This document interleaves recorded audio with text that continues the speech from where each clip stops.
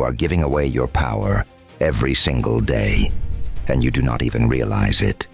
You think your words are your sharpest weapon.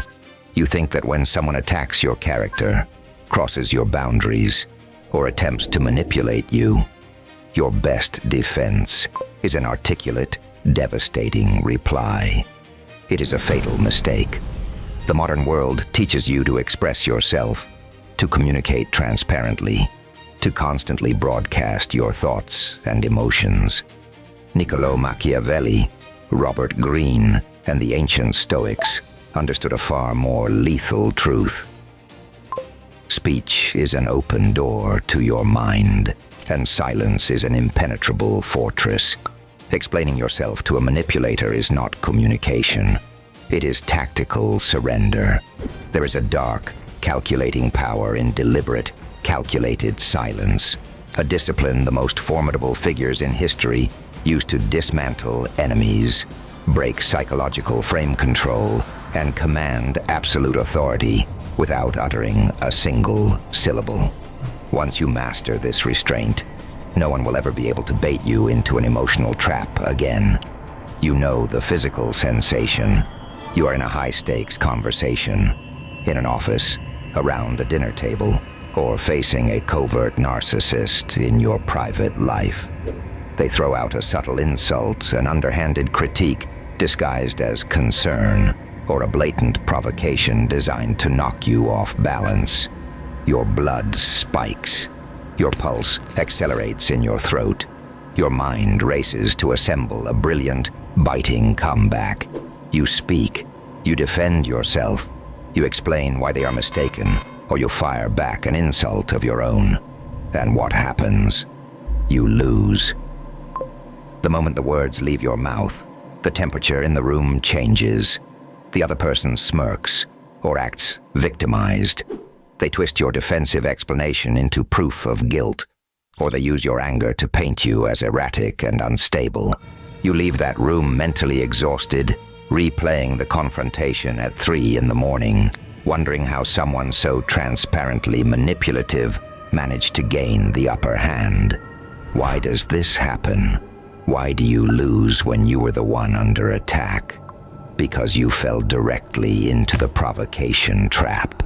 Manipulative people do not bait you to get information. They bait you to get a reaction. When you speak in response to an insult, you hand them emotional ammunition.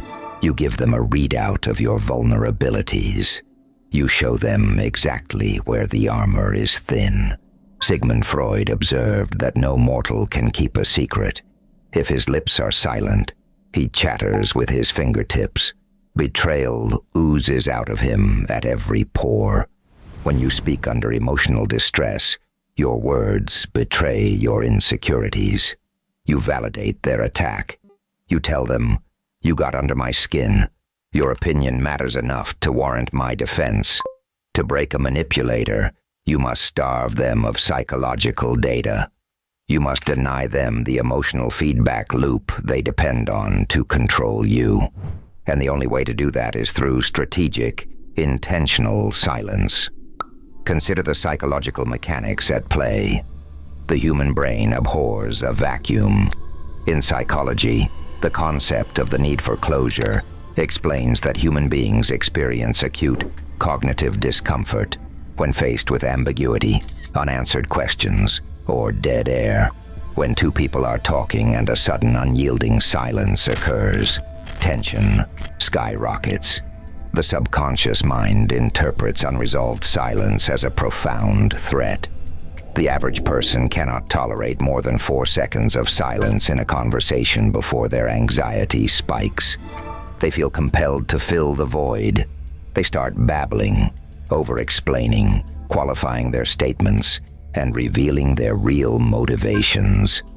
When a manipulator throws a barb at you, and you respond with complete, motionless silence, staring into their eyes without breaking eye contact, without blinking, without altering your resting facial expression, you reverse the psychological pressure entirely.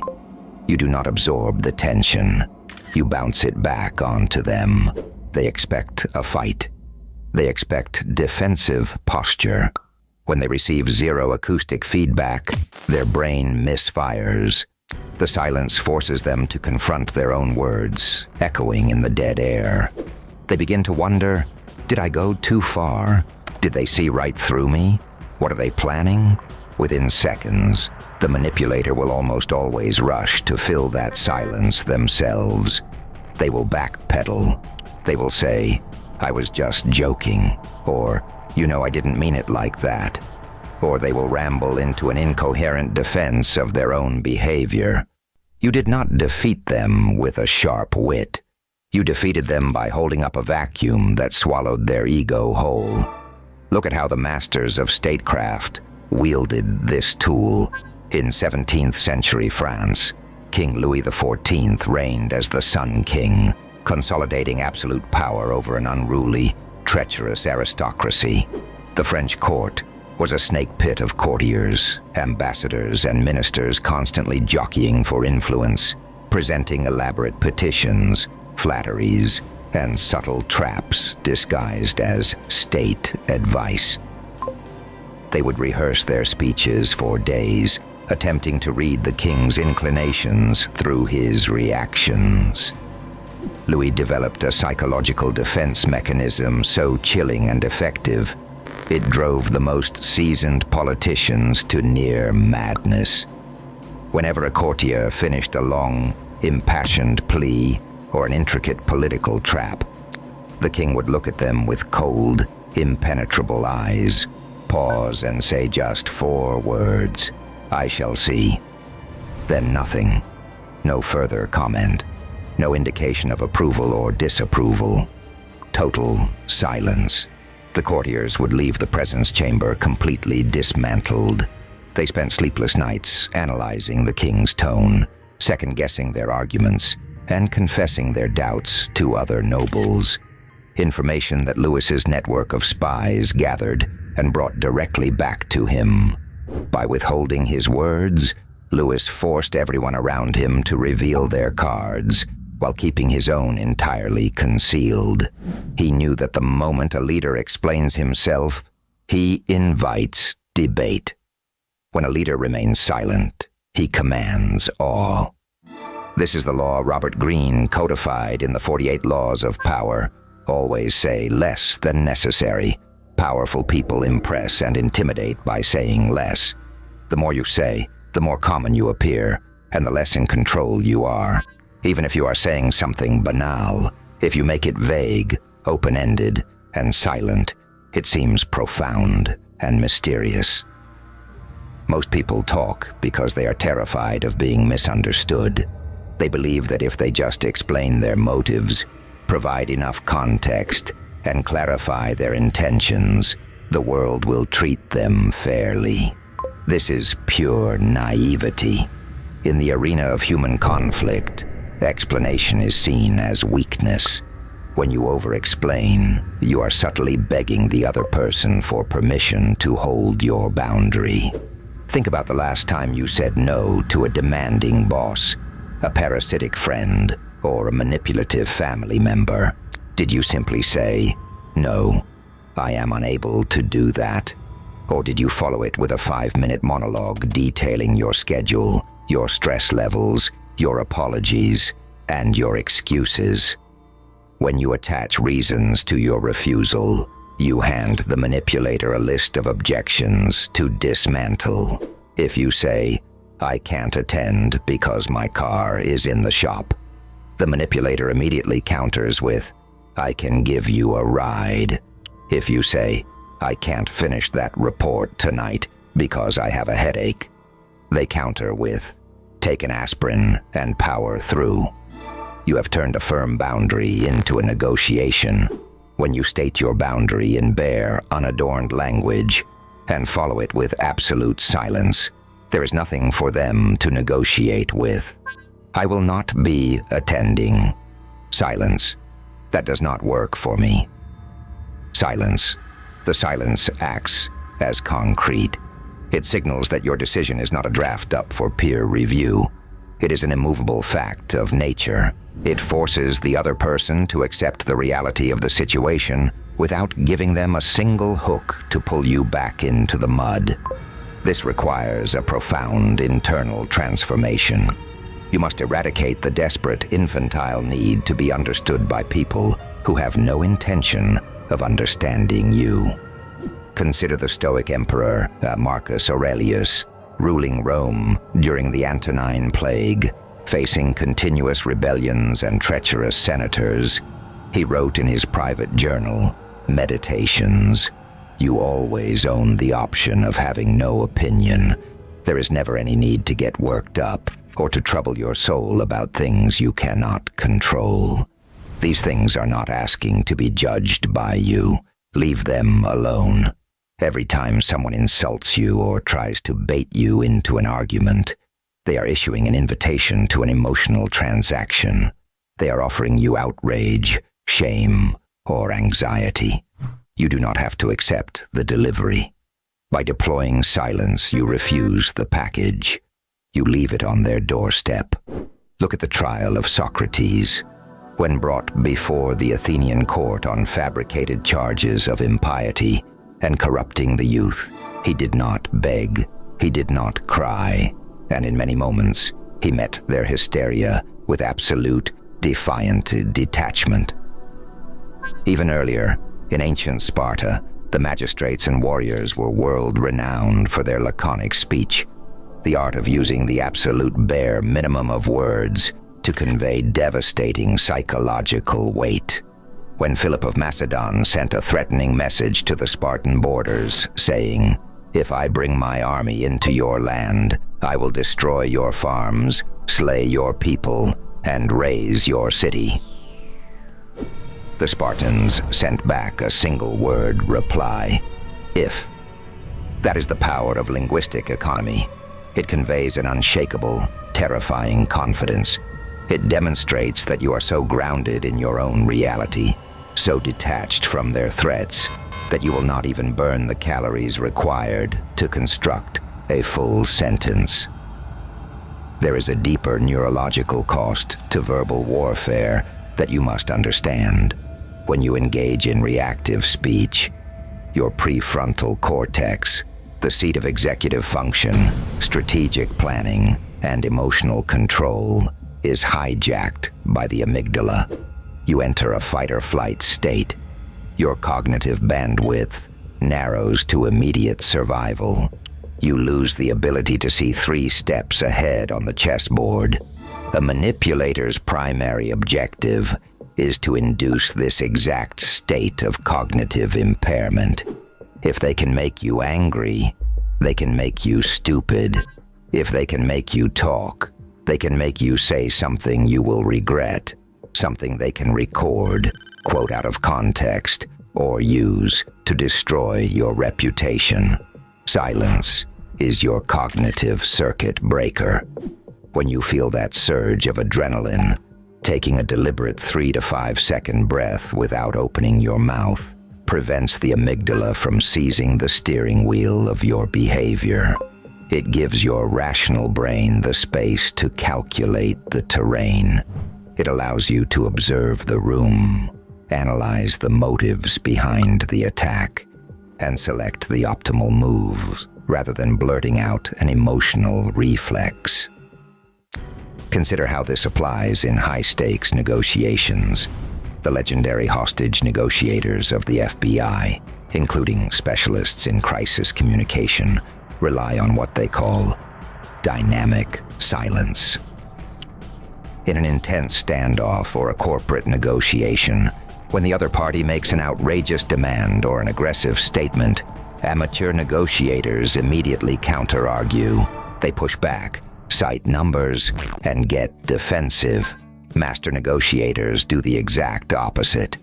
They pause. They stay completely quiet. They know that an uncomfortable silence creates immense pressure on the speaker. The speaker begins to doubt their own leverage. They begin to think, "My demand was too extreme." They are about to walk away. Inevitably, the speaker will break the silence by making a concession, offering a discount, or revealing their bottom line. Silence does the heavy lifting, while the negotiator expends zero energy. To implement this ruthless discipline in your daily life, you must understand the three distinct tiers of strategic silence. The first tier is the cold mirror. This is deployed against overt disrespect, personal insults, or public humiliation attempts. When someone makes a disparaging comment about you in a meeting or a social gathering, your instinct is to laugh it off self-deprecatingly or to fire back an insult. Do neither. Look directly into their eyes. Relax your facial muscles. Let your expression become entirely flat, completely devoid of anger, amusement, or shock. Hold that gaze for 4 unbroken seconds. Let the entire room register the ugliness of what they just said. Do not speak. Then calmly shift your gaze to another person in the room or back to your work, and continue the previous topic, as if the insult were nothing more than a passing breeze or an annoying insect buzzing in the corner. You have just communicated something devastating. You have signaled that their attempt to hurt you was so pathetic, so beneath your standard of concern, that it did not even register as an event worthy of a response. You leave them sitting in the mess of their own bad behavior, exposed to everyone present. The second tier is the information vault.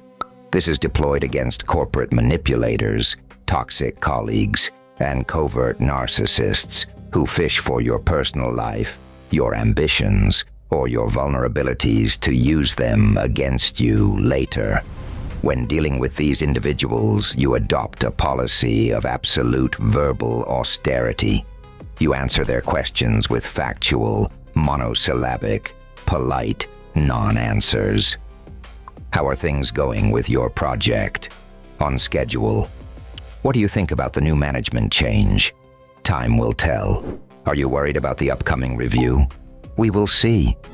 You do not volunteer personal stories. You do not share your frustrations. You do not gossip. You become an empty room. There are no handholds on a glass wall. They cannot sabotage plans they do not know exist. They cannot weaponize secrets you never told them. They will eventually get bored, frustrated by the lack of friction, and move on to an easier, noisier target.